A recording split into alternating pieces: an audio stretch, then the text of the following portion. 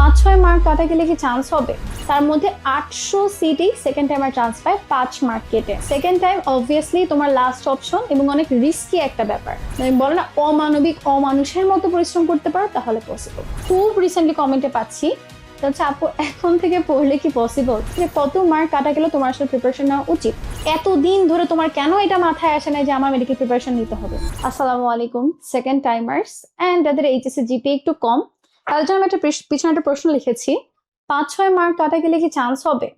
এবং তার সাথে আমি আরেকটা প্রশ্ন জুড়ে দিই, যেটা আমি খুব রিসেন্টলি কমেন্টে পাচ্ছি, আপু এখন থেকে পড়লে কি পসিবল? এই প্রশ্নটা আমি জানি মেডিকেল ভর্তি পরীক্ষা 10 দিন আগে গিয়ে আমি পারবো যে আপু এখন থেকে পড়লে কি পসিবল কিনা। আমি প্রথমে এই পিছনের প্রশ্ন নিয়ে কথা বলবো, 5-6 মার্ক কাটা গেলে চান্স হবে কিনা। আমি একটা সিম্পল উত্তর দিব, তোমার মেডিকেল ভর্তি পরীক্ষায় 3 মার্ক কাটা যায় কবে থেকে? লাস্ট 2-3 বছর ধরে মেবি 3 মার্ক কাটা যাচ্ছে সেকেন্ড টাইমারতে। এর আগ পর্যন্ত প্রবলি তোমার 18 নাকি 17 সাল থেকে সেকেন্ড টাইমারদের 5 মার্ক করে কাটা যেত এবং সেকেন্ড টাইমাররা ওই 5 মার্ক কেটেই চান্স পেত এবং তোমাদের সবার টপ মেডিকেল গুলোতে, ঢাকার মেডিকেল গুলোতেই চান্স পেত। মানে একটা বড় অংশ সেকেন্ড টাইমার চান্স পেত। আমি যেবার মেডিকেল ভর্তি পরীক্ষা দিই, মেডিকেল ভর্তি পরীক্ষা 22-23 সেশন, সেইবার সিট ছিল 4300 সামথিং, তার মধ্যে 800 সিটই সেকেন্ড টাইমার চান্স পায় 5 মার্ক কেটে। সো আশা করি তোমার এই প্রশ্নের উত্তর 5-6 মার্ক কেটে চান্স পাবে কিনা, এটা আমি মনে করি খুবই ইররিলেভেন্ট একটা প্রশ্ন। অবশ্যই চান্স পাবে, কেন পাবে না? কারণ তুমি 5-6 মার্ক কাটা সত্ত্বেও তুমি টাইম বেশি পাচ্ছ, প্র্যাকটিসের সুযোগ বেশি পাচ্ছ, তুমি কেন চান্স পাবা না? অবশ্যই পাবা। So it's possible. লাস্ট একজন একটা পোস্ট দিয়েছিল, সেখানে একটা কমেন্টের মধ্যে প্রচুর কমেন্ট, 5-6 মার্ক কেটে চান্স পেয়েছে, ঢাকা মেডিকেল কলেজ চান্স পেয়েছে, সলিমুল্লাহ মেডিকেল কলেজ চান্স পেয়েছে। তোমরা চাইলে আমি কমেন্টের মধ্যে এই ভিডিও কমেন্টের মধ্যে প্রত্যেকটা ওই কমেন্টের স্ক্রিনশট দেবো যারা বলেছে তারা এত মার্ক কেটে চান্স পেয়েছে। তোমাদেরকে একটু একটা জিনিস বলি যে কত মার্ক কাটা গেলে তোমার আসলে প্রিপারেশন নেওয়া উচিত। আমি যেবার মেডিকেল ভর্তি পরীক্ষায় চান্স পাই, সেবার আমারই এক ব্যাচমেট সে 8 মার্ক কেটে শহীদ সোহরাওয়ার্দী মেডিকেলে চান্স পায়। ইভেন তোমার 7-8 মার্ক কেটেও মেডিকেল ভর্তি পরীক্ষা চান্স পাওয়ার নজির আছে, কিন্তু সেটা খুবই রিস্কি। 7-8 মার্ক মানে প্রচুর মার্ক, এবং এই মার্ক কেটে তুমি চান্স তখনই পাবা যখন তোমার আসলে প্রচুর ভালো প্রিপারেশন আছে এবং প্রচুর কনফিডেন্স আছে এবং তোমার প্রত্যেকটা পরীক্ষা আউটপুট অনেক ভালো, এবং আল্লাহ যদি তাকদিরে রাখে, সবচেয়ে বড় কথা এইটাই, তাহলে তুমি চান্স পাবা।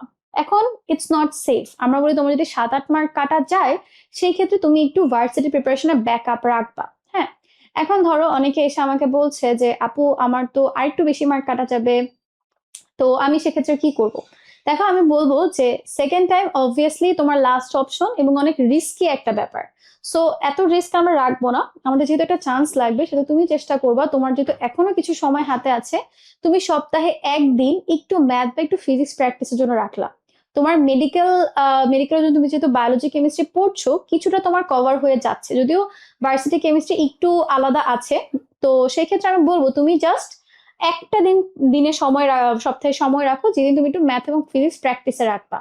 বা যদি একদিন না রাখতে পারো, প্রতিদিন অ্যাটলিস্ট 1 থেকে 2 ঘন্টা সময় রাখো, তুমি এখানে ম্যাথ এবং ফিজিক্স প্র্যাকটিস করবা। আল্লাহ না করুক কোনোভাবে যদি মেডিকেল মিস হয়েও যায়, তাহলে যাতে পরবর্তীতে তুমি এই প্র্যাকটিস দিয়ে কোনো একটা ভালো ভার্সিটিতে চান্স পেতে পারো, এটা ইনশিওর করবা আর কি। ঠিক আছে, এখন চলে আসো যে প্রশ্নটা, যে আবু এখন শুরু করলে পারবো কিনা। মোস্ট ইররিলেভেন্ট কোয়েশ্চেন, মানে খুবই আজের একটা প্রশ্ন মনে করি আমি। তুমি কেন এখন থেকে শুরু করবা? এতদিন কি করছো? এতদিন ধরে তোমার কেন এটা মাথায় আসে না যে আমার মেডিকেল প্রিপারেশন নিতে হবে? যখন এইচএসসি 26, এইচএসসি কয়েকদিনের মধ্যে শেষ, ওরা একদম অ্যাডমিশন ফেজে ঢুকে যাবে, এখন কেন তোমার রিয়েলাইজেশন আসতেছে যে আমার এখন শুরু করলে পসিবল কিনা? হোয়াট এভার, এখন তোমাদের আসলে বকাচকা করে লাভ নেই। তা আমি বলবো যে ইয়েস, ইটস পসিবল। আপনি এখন থেকে শুরু করলে পসিবল ওই ক্ষেত্রে যদি আপনি ইনসেন লেভেলে পরিশ্রম করতে পারেন। দেখো, তোমার এখন এটা মাথায় রাখতে হবে, তোমার এইচএসসি 26 ওরা অ্যাডমিশন ফেজে ঢুকবে, তুমি যদি এইচএসসি 26 পাল্লা দিয়ে পড়তে পারো, পাল্লা দিয়ে পড়লে হবে না। এইচএসসি 26 ম্যাক্সিমামের তোমার কোনো মার্ক কাটা যাচ্ছে না। তোমার সেখানে 3 মার্ক 4 মার্ক কাটা যাবে, যদি কারো জিপিএ প্রবলেম তাদের আরো বেশি কাটা যাবে। সো তোমার এইচএসসি 26 থেকে নিজেকে 2-3 গুণ বেটার বানিয়ে ওদের সাথে পাল্লা রেখে পড়তে হবে। ওরা খুবই প্রেশারের মধ্যে পড়বে, তোমারও খুব প্রেশারের মধ্যে পড়তে হবে। একটা সেকেন্ড টাইমের যেসব বেনিফিটস গুলো থাকে, এক্সটেন্ড ভালো করে পড়া, প্র্যাকটিস বেশি করে করা, জিকে ইংলিশ ভালো আয়ত্তে থাকা, তোমার হয়তো ওগুলো থাকবে না। বাট তোমার এখন নিজেকে ওভাবে বিল্ড আপ করতে হবে যে তুমি একটা ফার্স্ট টাইমার থেকে কিভাবে বেটার হবা। এবং এখন থেকে শুরু করলে পসিবল, কিন্তু এটা যদি তুমি আমার 1 মাস পরে এসে বলো যাবো এখন আমার তো সময় ভালো লাগছিল না, মনোযোগ আসতেছিল না, শুরু করলে পসিবল কিনা, নো, তখন আর পসিবল হবে না। সো যদি তুমি এখন থেকে শুরু করো, ইটস পসিবল। এবং সেটা আগস্টের 1 তারিখ থেকেই। আগস্টের 1 তারিখে আমি বেশি বলে দিচ্ছি, বাট স্টিল আমার ভিডিও কবে যাবে আমি জানি না। আগস্টের 1 তারিখ থেকে শুরু করে তুমি যদি একদম বলো না অমানবিক অমানুষের মতো পরিশ্রম করতে পারো, তাহলে পসিবল। ঠিক আছে, I hope you got your answer. আরো যদি কোনো কোয়েশ্চেন থাকে আমাকে নিচে কমেন্ট করতে পারো। Thank you.